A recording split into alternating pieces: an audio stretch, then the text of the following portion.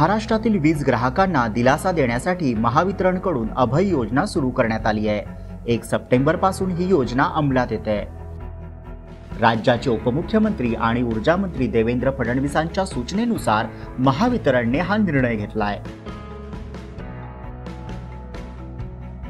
वीज बिलाच्या थकबाकीमुळे वीज कनेक्शन कायमस्वरूपी तोडलेल्या 38 लाख घरगुती, व्यावसायिक आणि औद्योगिक वीज ग्राहकांना या योजनेचा फायदा होणार आहे।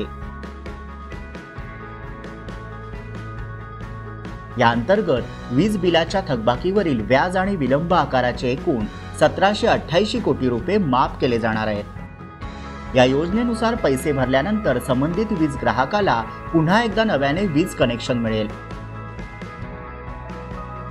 महावितरणच्या वेबसाईटवर वीज ग्राहकांना ऑनलाईन पद्धतीने याचा लाभ घेता येईल।